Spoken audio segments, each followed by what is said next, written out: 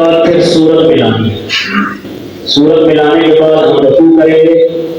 رکوع کے بعد سمع اللہ لمن حمدہ ربنا ولک الحمد. دو روایت کا ذکر کیا تھا, ربنا لک الحمد اور ربنا ماشاءاللہ ربنا ولک الحمد. دونوں حدیث مبارکہ کے اندر ملتی ہے. اس کے بعد سجدہ کریں گے. سجدے کے آغاز کو سامنے رکھتے ہوئے تمام اعضاء جن کا کل ذکر کیا تھا, آنکھ کے گوٹے, پاؤں کی انگلیاں پر قبلہ کی طرف ہو, ہاتھ زمین پر بچھائیں, پہلے ناک لگائیں پھر پیشانی لگائیں. سب کچھ سجدے کے آداب مکمل کر کے پھر پڑھے سبحان ربی الاعلی. 3 بار تسبیحات پڑھے دونوں سجدوں میں. ایک سجدہ کر کے بیٹھ جائیں ایک لمحے کے لیے. دونوں سجدوں کے درمیان بیٹھنا جلسہ ہے, نماز کے واجبات میں سے ہے. دوسرا سجدہ کریں. دوسرا سجدہ کرنے کے بعد تشہد بیٹھیں.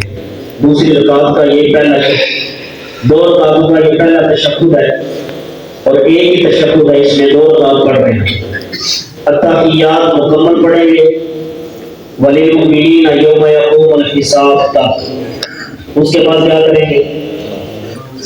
ماشاءاللہ کیا کریں گے؟ سلام پھیرتے وقت ہم نے یہ نہیں دیکھنا ہمارے دائیں طرف لوگ کتنے ہیں, ہمارے بائیں طرف لوگ کتنے ہیں. دائیں کندھے پر نظر, پھر بائیں کندھے پر نظر.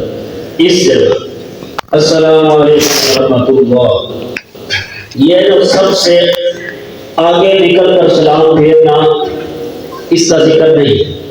ایک ہوتا ہے نا کام علمی کی وجہ سے لوگ آگے جھک کر پھر سلام پھیرتے ہیں دونوں طرف, اس کا ذکر نہیں. کندھے کا خیال ہے اور سلام کے دوران یہ خیال ہو کہ میرے دائیں طرف جتنے بھی ہیں سب پر سلام دی.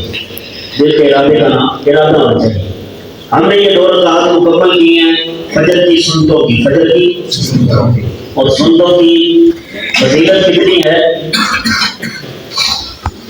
حضرت امی عائشہ صدیقہ رضی اللہ تعالی عنہ فرماتی ہیں کہ سرکار دو عالم صلی اللہ تعالی وسلم فجر کی اذان ہو جاتی 2 رکعت ہلکی پھلکی ادا فرماتے.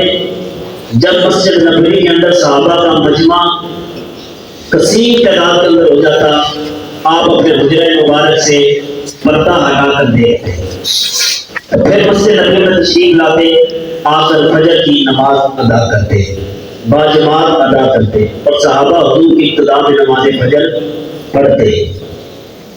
ان کا ثواب کتنا ہے 2 سنتوں کا, ان کی فضیلت کتنی ہے.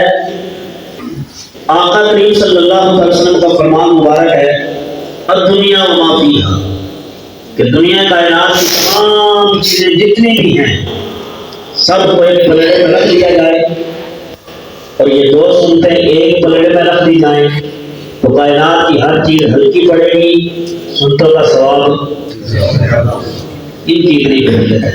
تو یہ جان بوجھ کر قضا نہیں کرنی چاہیے, جان بوجھ کر ترک نہیں کرنی چاہیے.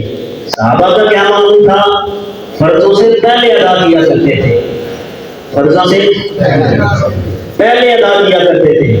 اور ہم کیا کرتے ہیں, ہم اس وقت پر آ کر مسجد میں قدم رکھتے ہیں جب جماعت کا وقت ہو جاتا ہے, وقت ملا تو پڑھ لیں گے تو جماعت کے ساتھ لے جائیں. تو ایسا نہیں ہے, سنتوں کو ترک کرنا نہیں چاہیے, ان کی بہت زیادہ فضیلت ہے. اللہ تعالیٰ صحیح معنوں کے اندر دین حق کی سمجھ عطا فرمائے. آمین. وآخر دعوانا الحمدللہ رب العالمین.